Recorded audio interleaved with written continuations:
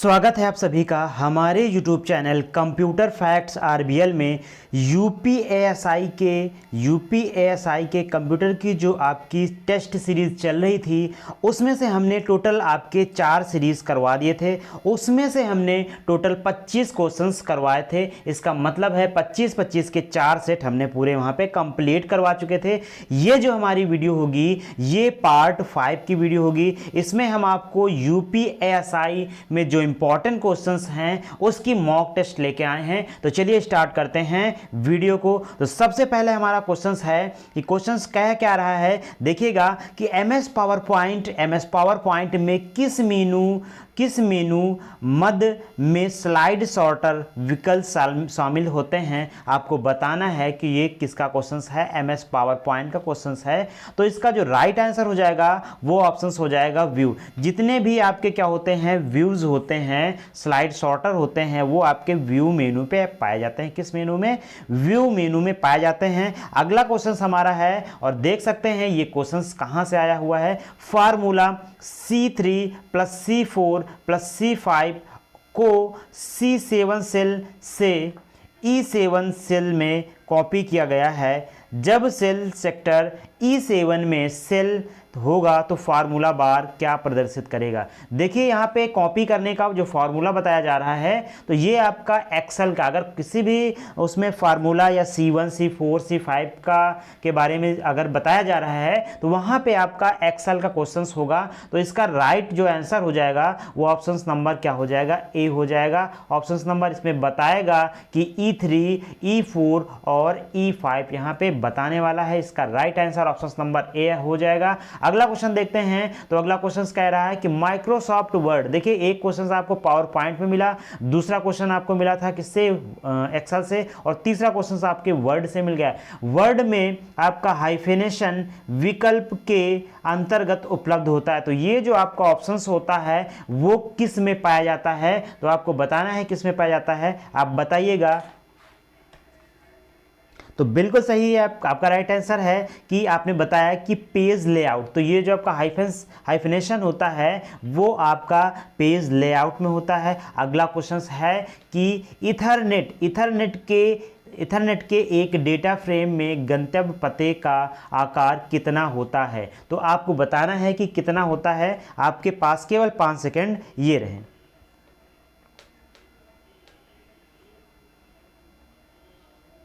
जी बिल्कुल, आपका वहाँ पे कितने बिट्स मिलते हैं, तो वहाँ पे आपके 6 बिट्स मिलते हैं। अगला क्वेश्चन देखते हैं। तो अगला क्वेश्चन हमारा है, निम्नलिखित में से कौन सा नेटवर्क संचार के लिए सबसे तेज माध्यम है। सबसे तेज माध्यम, देखिए हमारी जो पहली सीरीज थी यानी कि जो फर्स्ट क्वेश्चंस थे उसमें से आपके बिल्कुल आसान क्वेश्चंस थे, फिर सेकंड उससे टफ हुई, फिर थर्ड हमारी उससे टफ हुई और फोर्थ हमारी उससे थोड़ा सा टफ हुई।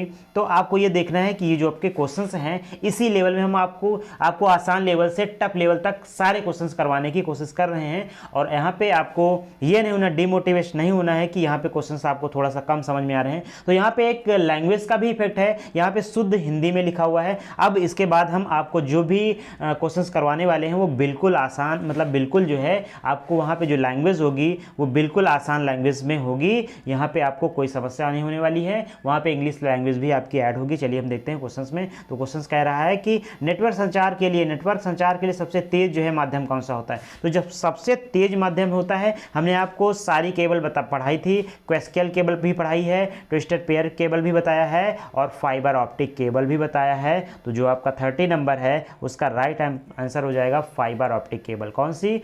फाइबर ऑप्टिक केबल जो होती है वो संचार के लिए सबसे तेज होती है। अगला क्वेश्चन है, निम्नलिखित में से कौन सा विकल्प जो है अर्ध द्वैध संचार उपकरण यानी कि हाफ डुप्लेक्स कम्युनिकेशन डिवाइस का उदाहरण। तो हाफ डुप्लेक्स का बहुत जो है क्वेश्चंस कई बार ये पूछा गया है। तो हाफ जो डुप्लेक्स होता है उसका आपका क्या आंसर होता है, तो उसका होता है आपका वॉकी टॉकी जो होता है वो हाफ डुप्लेक्स का क्या होता है, एग्जाम्पल होता है, उदाहरण होता है। अगले क्वेश्चन की ओर चलते हैं। तो अगला क्वेश्चन हमारा क्या कहता है कि किसी दिए गए के मैप जो मैप होता है उनके योगों के गुणनफल के बुलियन व्यंजन प्राप्त करने के लिए हमें इसमें से बताना है कौन सा सही होगा।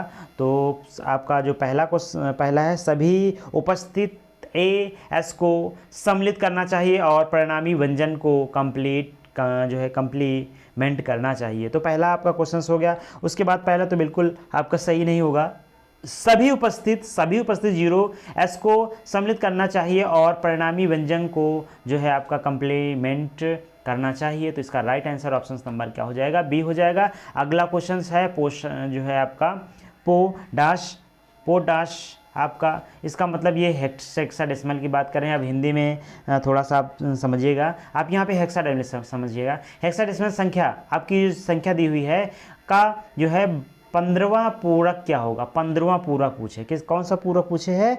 यहाँ पे 15 पूर्वक पूछे है, तो आपको 15 पूर्वक में बताना है। तो 15 पूर्वक इसका क्या हो जाएगा? तो इसका हो जाएगा 5F0 और इसकी बेस कितनी होती है? 16, क्योंकि F का मान क्या होता है? F का मान 15 F का मान कितना होता है? 15 होता है। इसका राइट आंसर क्या हो जाएगा? ऑप्शन नंबर ए हो जाएगा। अगला क्वेश्चन है, अब अगला क्वेश्चन है कि आपका 11 यानी कि 1101 को ऑक्टल में परिवर्तित करिए।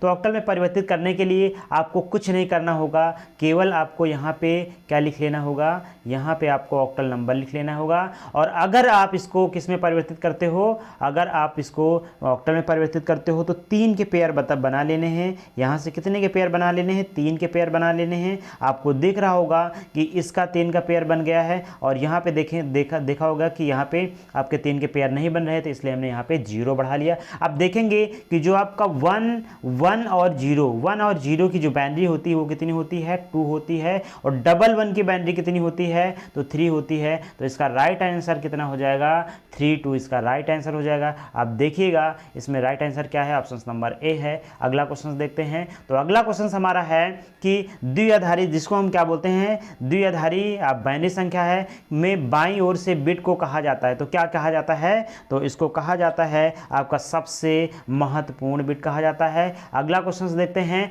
कि डेटा प्रकार और उसके बीच के रिश्तों को परिभाषित करता है। तो क्या परिभाषित करता है? परिभाषित ये करता है कि डेटा डिफिनेशन लैंग्वेज क्या है? डेटा डिफिनेशन लैंग्वेज, यही इसको जो है परिभाषित करता है। अगला क्वेश्चन है, जावास्क्रिप्ट में निम्नलिखित में से कौन सा एक वैध डेटा टाइप है? जो आपका जावास्क्रिप्ट होता है उनमें से जो निम्नलिखित में से आपके 4 ऑप्शंस दिए हुए हैं, इनमें से आपको बताना है कौन सा डेटा टाइप आपका वैध है, कौन सा डेटा टाइप वैध है। तो जो आपका वर्ड होता है वो डेटा टाइप इस पे जावास्क्रिप्ट पे वैध होता है, बाकी आपके सब अवैध डेटा टाइप लिखे हुए हैं। ये अगर बात करते हैं क्यू क्या है, देखिए क्यू क्या है, तो यहाँ पे जो क्यू होगा वो होगा आपका जो है लीनियर डेटा स्ट्रक्चर आपका क्यू होता है। क्या होता है? लीनियर डेटा स्ट्रक्चर आपका क्यू होता है। अगर हम बात करते हैं VB.NET की बात करते हैं, प्रोग्रामिंग भाषा, मतलब कौन सी प्रोग्रामिंग भाषा है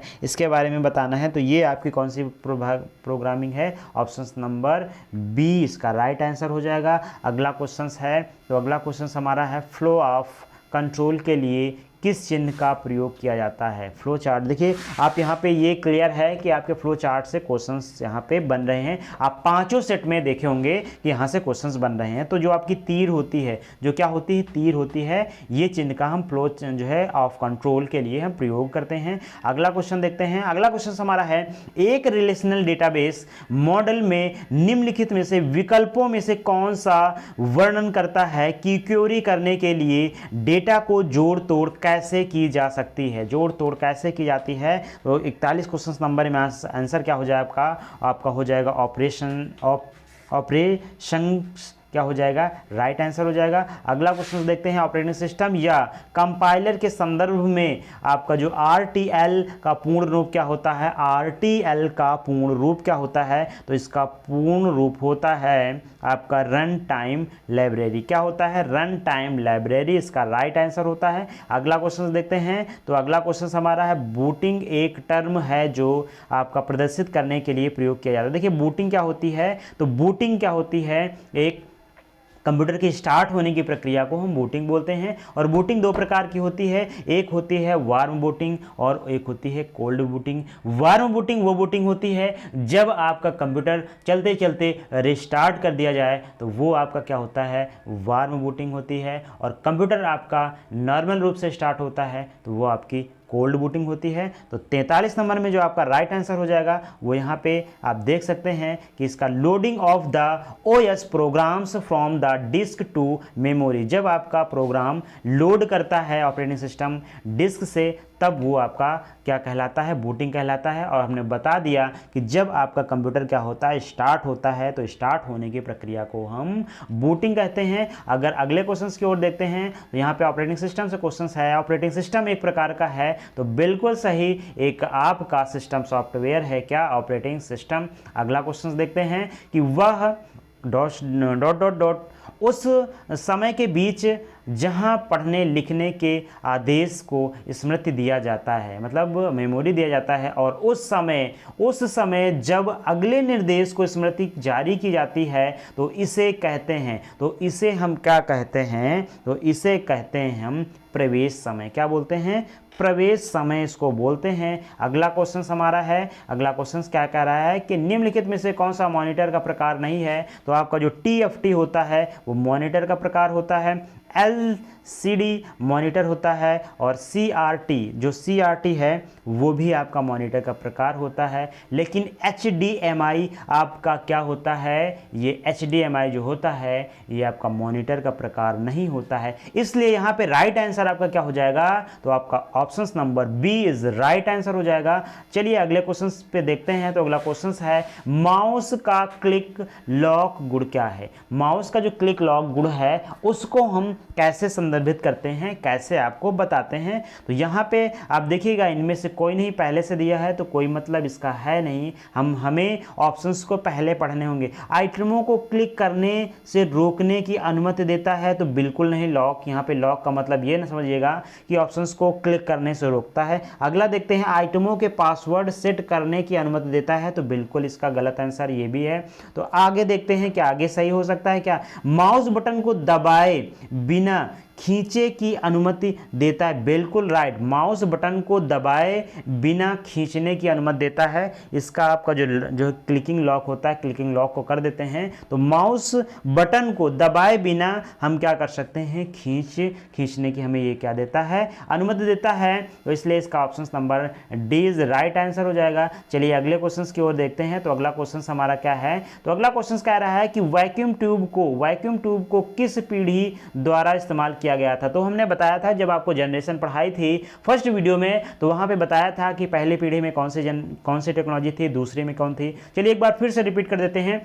तो पहली जनरेशन में हमारी वैक्यूम ट्यूब टेक्नोलॉजी का इस्तेमाल हुआ था जिसको हम हिंदी में क्या बोलते हैं, निर्वात वाल्व बोलते हैं। अगर दूसरी जनरेशन की बात करते हैं तो दूसरी जनरेशन में हमारी ट्रांजिस्टर टेक्नोलॉजी का इस्तेमाल किया गया।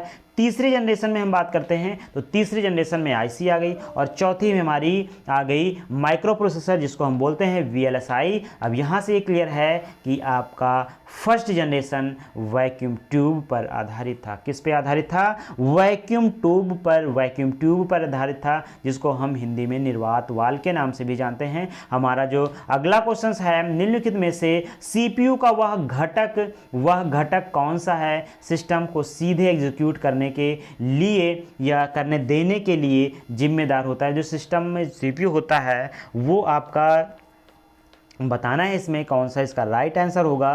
तो इसका राइट आंसर क्या हो जाएगा, आपका कंट्रोल यूनिट। कंट्रोल यूनिट क्या करता है, आपके सिस्टम को जो है एक सीधे एग्जीक्यूट करने के लिए जिम्मेदार होता है। लेकिन यहीं पे LU की बात करें तो LU आपका क्या होता है, अर्थमेटिक लॉजिक यूनिट होता है। ये कैलकुलेशन के लिए यूज़ होता है, गणना करने के लिए यूज होता है, तार्किक करने के लिए यूज़ होता है। लेकिन आपका रजिस्टर जो होता है वो क्या होता है, वो मेमोरी यूनिट होता है। वो क्या होता है, मेमोरी यूनिट होता है। अगला क्वेश्चन देखते हैं। तो अगला क्वेश्चन है और लास्ट क्वेश्चन है इस हमारी वीडियो कल हमारा लास्ट क्वेश्चन है। देखते हैं अगला क्वेश्चन, निम्नलिखित में से कौन सा बायोस का पूर्ण रूप है? बायोस का पूर्ण रूप, अब यहां से क्लियर है बायोस का, तो बायोस का फुल फॉर्म क्या होता है? Basic input output system. क्या होता है? Basic input output system. देखते हैं क्या इसमें लिखा हुआ, बेसिक इनपुट ऑपरेटिंग सिस्टम, बिल्कुल गलत। बेसिक इनपुट आउटपुट सॉफ्टवेयर, बिल्कुल गलत। बेसिक इनपुट आउटपुट सिस्टम, बिल्कुल राइट आंसर। इसका आंसर जो हो जाएगा ऑप्शन नंबर सी हो जाएगा। अब हम यहाँ पे यूपीएसआई के टोटल 5 सेट कंप्यूटर के कंप्लीट करवा दिए हैं।